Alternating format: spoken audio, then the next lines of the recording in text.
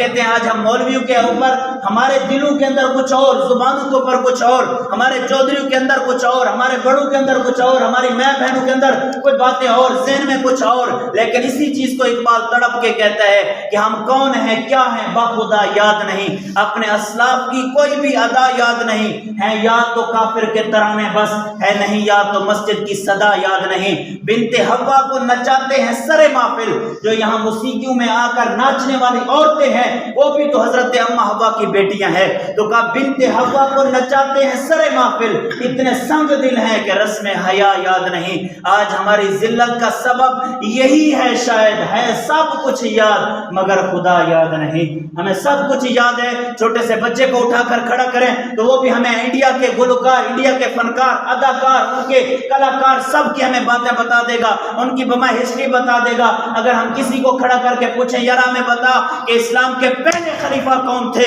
تو وہ سوچنے میں لگ جائے گا کہ یہ مولوی صاحب نے کیا بات کر دی۔ میں اونچا نہیں بولتا لیکن اتنی بات ضرور کر دیتا ہوں کہ یہاں علماء جو بیٹھے ان کے علاوہ میں اگر آپ سے پوچھ لوں کہ التحیاتوں کا ترجمہ کیا ہے تو ہم ایک دوسرے کے منہ کی طرف دیکھنا لگ جاتے ہیں۔ مجھے بتائیں یار، ایک تو ہماری سب سے بڑی بد نصیبی یہی ہے کہ ہم لوگ اجمی ہیں، عربی نہیں ہیں، ہمیں عربی کی سمجھ نہیں ہے۔ اگر ہمیں سمجھ ہوتی تو ہم التحیاتوں کو ایسے توجہ سے پڑھتے کہ ہمارا ذہن، ہمارا خیال ادھر ادھر نہ ڈگمگاتا۔ ہماری نمازیں کیا ہیں کہ ہم اللہ اکبر کہتے ہیں لیکن یہاں سے ہم ادھر سے نکلتے ہیں پتوں کی ہوتے ہوئے لاہور پوری دنیا گھوم کر جب واپس آتے ہیں پھر کہتے ہیں السلام علیکم ورحمۃ اللہ السلام، یہی ہے نمازیں ہماری۔ لیکن اگر ہم سچے دل سے ہمیں پتہ ہو کہ سبحانک اللہم کا ترجمہ کیا ہے، ہمیں پتہ ہو الحمدللہ سے کیا مراد ہے، ربی الاعلیٰ سے کیا مراد ہے، التحیات سے کیا مراد ہے، ربی جلدی میں کیا کہا جا رہا ہے، اگر کاش ہمیں اس چیز کا پتہ چل جائے۔ ہم نے اپنے مسجد کے امام سے اگر محبت سے بیٹھ کر پوچھا ہوتا کہ امام صاحب ہمیں بتائیں نماز کا ترجمہ کیا ہے، پھر ایک لفظ کو سوچتے۔ حضرت سید توکل شاہ امبالوی رحمۃ اللہ تعالی علیہ آپ اپنے مریدوں کو فرمانے لگے، فرمایا اے شیرو تھوڑی نماز بڑی سوکھی تے ساڑی نماز بڑی مہنگی تے بڑی اوکھی۔ مریداں نے کیا حضرت کیویں تسی نماز سبحانک اللہم نہیں پڑھ دے، کہاں پڑھنے ہاں؟ کہا کیا تسی نماز التحیات نہیں پڑھ دے، کہاں پڑھنے ہاں؟ کہا نماز الحمد نہیں پڑھ دے، کہاں پڑھنے ہاں؟ کہا نماز قل اللہ سے نہیں پڑھ دے، کہاں پڑھنے ہاں؟ کہا جناب تسی نماز ربی جلدی نہیں پڑھ دے، کہاں پڑھنے ہاں؟ کہا پھر تھوڑی تے ساڑی نماز فرق کی ہویا، تھوڑی تے ساڑی نماز پھر جناب کس طرح کی سوکھی ہوئی؟ آپ نے فرمایا تسی سبحانک اللہم و بحمدک و تبارک اسمک و تعالی جدک اے پڑھ کے تسی اگے نکل جاندے ہو، لیکن جڑی ساڑی نماز ہے اسی سبحانک اللہم تو بعد و بحمدک بعد میں کہتے ہیں جب تک سبحانک اللہم کا جواب نہ آ جائے۔ ہاں اس لیے وجہ یہ وہ ایک عورت تھی اس کا بیٹا لندن میں رہتا تھا، ناراض نہیں ہوئے تو میں بات ویسے اپنی مرضی پہ کر رہا ہوں، تو میں ادھر کسی کو جانتا بھی نہیں ہوں کہ ایک دو اسلامی بھائی ہیں محبت والے پیار والے انہوں نے، لیکن کوئی یہ نہ کہے کہ انہوں نے بات کہی، کسی نے مجھے کچھ نہیں کہا، بس میں اپنے ذہن پہ بات کر رہا ہوں۔ ایک دکھ ہے،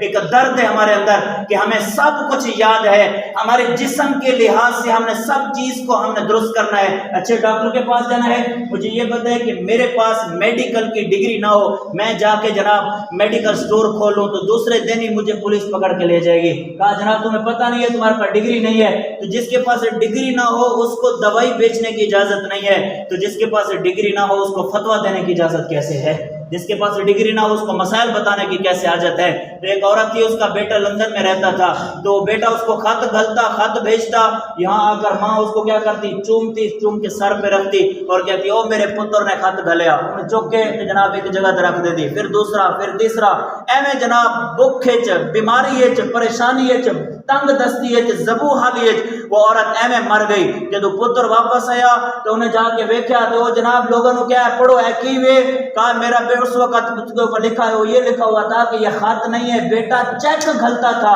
کہ تو پیسے نکلوا کے اپنی زندگی اچھے طریقے سے گزار لے، اور ماں چوم کے اس کو رکھ دیتی تھی، کیوں؟ اس کو پتہ ہی نہیں تھا کہ اندر کیا ہے۔ آج ہماری حالت بھی یہی ہے، قرآن کو چومتے بھی ہیں، سینے سے بھی لگاتے ہیں، سارا کچھ کرتے ہیں، لیکن یہ نہیں پتا کہ قرآن کہہ کیا رہا ہے، یہ نہیں پتا کہ قرآن کے آگے الف لام میم سے آگے ذالک الکتاب کا ترجمہ کیا ہے، ان الدین عند اللہ الاسلام کا ترجمہ کیا ہے، تنزیل الکتاب اس کا ترجمہ کیا ہے، ہمیں اس کی طرف کبھی ہم نے توجہ ہی نہیں کی۔ آج ہماری ذلت کا سبب یہی ہے شاید، اس لیے تو اقبال نے رب سے شکوہ کر لیا، کہا تیرے کعبے کو جبینوں سے سجایا ہم نے، صفحہ ہستی سے باطل کو مٹایا ہم نے، تیرے قرآن کو سینے سے لگایا ہم نے، پھر بھی ہم سے گلا ہے کہ وفادار نہیں، ہم وفادار نہیں تو تو بھی دلدار نہیں۔ پھر اس کے جواب میں پھر لکھا، کہا میرے کعبے کعبے کو جبینوں سے سجایا کس نے؟ صفحہ سے باطل کو مٹایا کس نے؟ نو انسانی کو غلامی سے چھڑایا کس نے؟ میرے قرآن کو سینے سے لگایا کس نے؟ تھے وہ آبا ہی تمہارے، تم کیا ہو؟ ہاتھوں پہ ہاتھ دھرے منتظر فردا ہو۔